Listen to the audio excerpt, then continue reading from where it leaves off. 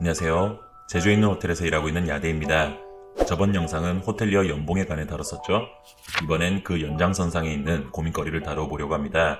바로 직급 및 진급에 관한 것인데요. 이 진급에 관해서 제 개인적으로 느꼈던 부분에 대해서 나눠보고자 하는데, 앞서 얘기했듯 저는 이제 4년차 호텔리어이고 직급은 주임입니다. 이제 갓 사회 새내기를 벗어나 경력직에 접어든 주제에 뭘 안다고 이런 얘기를 하냐고 하실지 모르지만, 이 영상은 전문가의 분석이 아닌 제 주관적인 견해가 가득 담긴 영상입니다. 이 점 참고하시고 시청해주세요. 판단은 여러분의 몫입니다.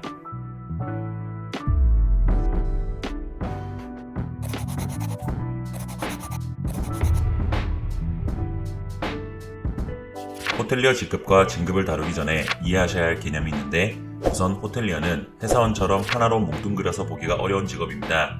이는 부서에 대한 이해가 먼저 이루어져야 하는데, 호텔리어의 종류는 크게 4파트로 나뉩니다.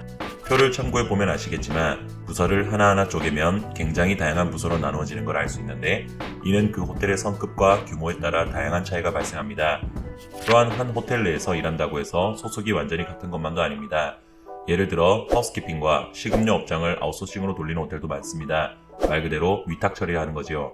결국 한 지붕 안에 있지만 둘의 소속은 다르며 손님들이 보기엔 별 차이가 없겠지만 결론적으로 그 사람들은 그 회사 소속의 호텔리어가 아닌 셈입니다. 이렇듯 다양한 변수가 존재하는 호텔이라는 생태계에서 직급 체제와 진급 체계가 동일할 수 없겠지요. 호텔 부대 시설의 종류에 따라서, 성급에 따라서, 규모에 따라서 어떻게 달라질지 한마디로 퉁쳐서 설명드릴 수가 없다는 겁니다. 제 경력이 4년이고 직급은 주임이라고 했지요. 제가 아는 서울의 어떤 호텔은 10년이 지나도 주임을 달지 못하는 분들도 있습니다. 나이 지긋하신 분들이 주임으로 일하고 있는 모습을 보면 마음이 짠하기도 하지요. 이뿐만이 아닙니다. 호텔과 호텔의 비교가 아닌 한 호텔 내에서도 다양한 부서가 존재한다고 말씀드렸습니다. 서로 하는 업무가 완전히 다르기에 실질적으로 다른 영역의 직원이라 보아야 하며, 그 부서의 규모가 어느 정도인지 어떤 식으로 흘러가는지에 따라서도 진급 속도는 완전히 달라집니다. 단순히 예를 들어 볼게요. 한 부서는 20명으로 돌아가고 다른 한 부서는 3명으로 돌아간다고 가정해보죠. 20명으로 돌아가는 부서보다 3명이 있는 부서의 진급이 더 늦을 수밖에 없다는 게 감이 오십니까? 이 부분에 대해서는 뒤에서 좀 더 자세하게 다루기로 하고, 직급에 대해 우선 설명해 드릴게요. 이미 호텔마다 직급 체계가 다르다고 설명해 드렸기에 같은 말을 더는 반복하지는 않겠습니다. 지금 말하는 직급은 어디까지나 한 호텔의 하나의 예시라 받아들이시면 됩니다. 일반적으로 이렇고 저기서 계장 직급이 사라진 곳도 많습니다. 많은 분들이 오해하시는 게 사장이 반드시 총지배인인 것은 아닙니다. 대형 글로벌 호텔은 회사의 위탁 경영을 맡기는 경우가 많으며 본사 소속인 외국인 총지배인을 파견하는 경우가 종종 있습니다. 저 같은 경우도 지금껏 3명의 외국 총지배인을 모셨습니다. 즉, 직급과 직책이 동일한 개념이라고 보시면 안됩니다. 일반적으로 대리 직급부터 한 부서의 지배인으로 인정받고 일반 사원과는 다른 유니폼을 입습니다. 흔히 호텔 가보면 블랙 슈트 입은 분들이 보이시죠? 바로 직책이 지배인인 사람들입니다. 지배인이라고 해서 직급이 대단히 높을 거라 오해를 많이 사는데, 대리급이 생각보다 많습니다. 이 점을 일반 회사랑 비교해서 손님이 빡쳤는데 어디서 대리 딸가 나와서 나를 상대하고 있어! 라고 화를 내는 당신, 자, 호텔 1도 모르는 무식한 소리입니다. 30년 넘게 일하고 대리 직급으로 지배인 직책을 맡고 계신 분들도 있습니다. 직급으로 사람을 무시하면 안 된다는 말입니다. 물론 사람은 그냥 무시하면 안 됩니다. 상호 존중은 필수라고 생각해요. 또한 5성급 호텔에서 부장, 이사까지 가신 분들은 좀 더 규모가 작은 호텔의 총지배인으로 가시는 경우가 있습니다. 즉, 3, 4성급의 총지배인으로 있으신 분들은 이런 출신일 가능성이 높습니다. 이사는 대체로 5성급 호텔의 부총지배인 직책을 맡게 되지요. 자, 이제 어느 정도 개념이 잡히셨나요? 그럼 좀 전에 거론했던 20명 부서, 3명 부서 얘기로 돌아가 보죠. 각 부서는 TO라는 게 있습니다.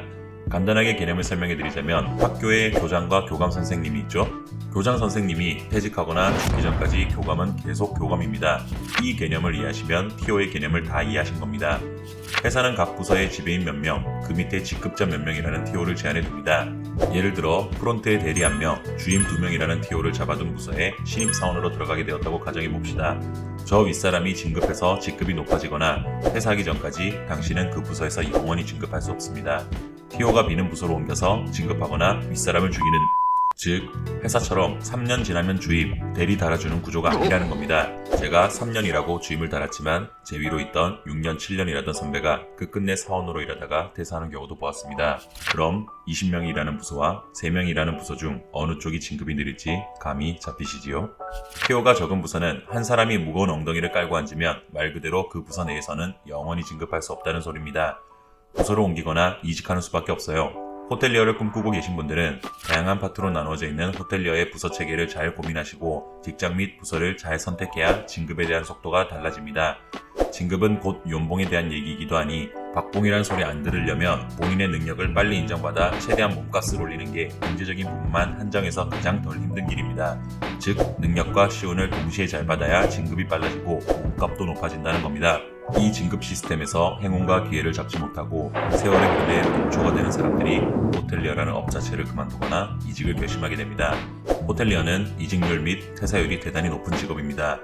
그렇기에 진급 테크트리는 연봉과 직결되는 부분이고 잘 고민하셔야 합니다. 평생 직장으로 삼고 대기업에 헌신하겠다. 20년 정도의 세월을 견뎌내고 나는 반드시 지배인이 되어 좋은 복지 다 누리고 살겠다 하시는 분들은 그 길을 선택하고 굳세게 걸어가시면 됩니다. 현실의 벽이 생각보다 높다고 느껴지는 분들은 5성급 호텔에서 경력을 쌓고 주임이나 대리 정도의 직급을 단 뒤 성급이 낮은 호텔로 이직하면서 연봉을 뻥튀기 하는 방법도 있습니다. 호텔리어가 하는 일에 비해 박봉이라고 말했지만 그런 식으로 능력을 인정받아 연봉 뻥튀기에 성공하면 먹고 살 정도는 됩니다. 참고로 제가 그렇게 연봉 600만 원을 더 올렸습니다. 단 성급을 낮춰서 이직하게 되면 다시 5성급 호텔로 돌아가는 문턱은 높아집니다. 5성급 호텔은 나름대로 그들 업에 대한 자부심과 잣대가 있어서 낮은 성급의 경력을 잘 인정해주지 않는 편입니다. 직급이 강등당하는 경우도 종종 있지요.